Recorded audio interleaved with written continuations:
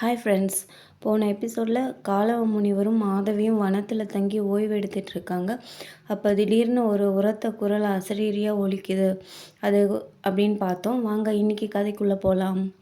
காலவ முனிவர் அந்த குரலை கேட்டு ரொம்பவே பயந்துட்டார். அந்த குரல் யாரோடதுன்னு அவருக்கும் தெரியும். ஏதாவது விபரீதம் நடந்துருமோன்னு மாதவி அதே இடத்துல விட்டு அவர் பதறி அடித்து ஓடுறாரு. அங்கே பக்கத்துலேயே விஸ்வாமித்திர முனிவர் நின்றுட்டுருக்காரு. அந்த குரல் அவரோடது தான். விஸ்வாமித்ர முனிவர் கேட்குறாரு, நீ என்ன பண்ணிகிட்ருக்க? நீ என்கிட்ட என்ன சொன்ன? குருதட்சணை கொடுக்குறேன்னு தானே சொன்னேன்.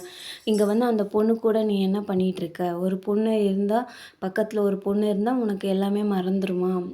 ஏன் இப்படி பண்ணிகிட்ருக்க? நானாக வந்து உன்கிட்ட கேட்கல. நீயா தான் என்னை கட்டாயப்படுத்தி நான் குருதட்சணை கொடுப்பேன்னு சொன்னேன்.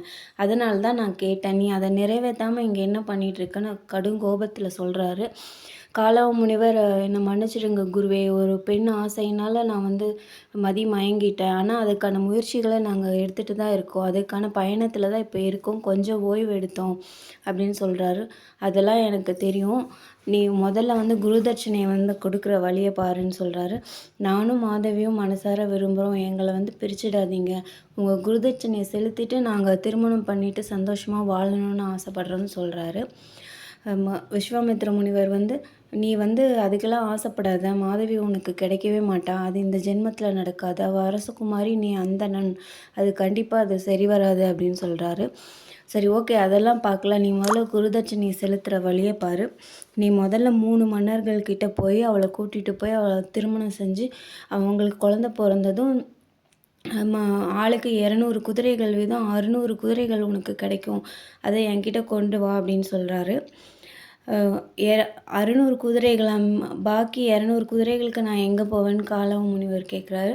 அதை அப்புறம் பேசிக்கலாம். நீ முதல்ல அயோத்தி மன்னர் ஹரியசுவன், காசிராஜன் திலோதாசன், போஜராஜன், உசீனரன், இந்த 3 மன்னர்கள்கிட்ட அவள்கிட்ட அழைச்சிட்டு போயிட்டு குதிரைகளை வாங்கிட்டு என்னை வந்து பாரு. இதுக்கு இடையில வேறு எதுவும் பண்ணணும்னு நீ நினைக்காத. எனக்கு எல்லாமே, நான் எங்கே இருந்தாலும் நான் உன்னை கண்காணிச்சிட்டு தான் இருப்பேன்னு சொல்லிவிட்டு அவர் போயிடுறாரு. இங்கே மாதவிக்கு ஒரே குழப்பம்.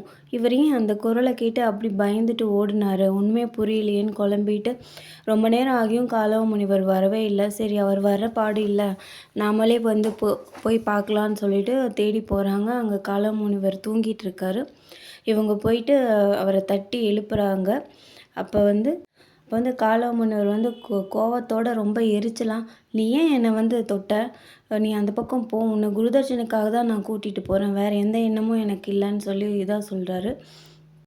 இந்த இடத்துல எழுத்தாளர் வந்து இப்படி எழுதுகிறாரு. அவனாக அவனை ஸ்பரிசது குற்றமில்லை என்றால் அவளாக அவனை தொட்டால் குற்றமாகும் விந்தை அவளுக்கு புதிராக இருந்தது அப்படின்னு எழுதுகிறாரு. இந்த வரிகள் வந்து ரொம்பவே ஈர்த்தது. அப்புறம் காலவ முனிவர் வந்து சொல்கிறாரு, நாம் இப்போ வந்து 3 மன்னர்கள்கிட்ட போய் உன்னை வந்து அவங்களுக்கு திருமணம் செய்விச்சு சந்ததிகள் உண்டானதும் குதிரைகள் 600 குதிரைகள் கிடைக்கும். அதை நான் வாங்கிட்டு என் குருநாதர்கிட்ட நான் போகணும் அப்படின்னு சொல்கிறாரு. இதை கேட்டதும் மாதவிக்கு ஒன்றுமே புரியலை. ரொம்பவே வந்து உடஞ்சி போயிட்டாங்க. என்னது, நான் 3 மன்னர்கள்கிட்ட கல்யாணம் பண்ணிக்கணுமா? அதுக்கப்புறம் தான் வந்து உங்களை திருமணம் பண்ணிக்க முடியுமா? வந்து இது என்ன ரொம்ப அநியாயமாக இருக்குது. குருதட்சணையாக இது என்ன அராஜகமானு சொல்லி கேட்குறாங்க. இதை நம்ம பண்ணி தான் ஆகணும் அப்படின்னு அவர் சொல்கிறாரு. இதுக்கு நான் ஒத்துக்கலைன்னா நீங்கள் என்ன பண்ணுவீங்க அப்படின்னு கேட்குறாங்க மாதவி. நீ என்னை கணவனை வந்து நினச்சிட்டல்ல, அப்போ நான் சொல்கிறத நீ கேட்டு தான் ஆகணும். நமக்கு 2 பேருக்குமே இதை தவிர வேறு வழியே இல்லை அப்படின்னு சொல்கிறாங்க. மாதவி வந்து ரொம்பவே அவங்க நிலைமையை சொல்லவே வேண்டாம், ரொம்பவே உடஞ்சி போயிடுறாங்க. ஓகே, அதுக்கப்புறம் நீங்கள் என்னை கல்யாணம் பண்ணிக்குவீங்களா இல்லையான்னு கேட்குறாங்க. கண்டிப்பாக நான் வந்து உன்னை கல்யாணம் பண்ணிப்பேன் அப்படின்னு சொல்கிறாங்க. நம்பிக்கை இல்லாமல் மாதவி இதுக்கு ஒத்துக்கிறாங்க. நன்றி. அடுத்த எபிசோடில்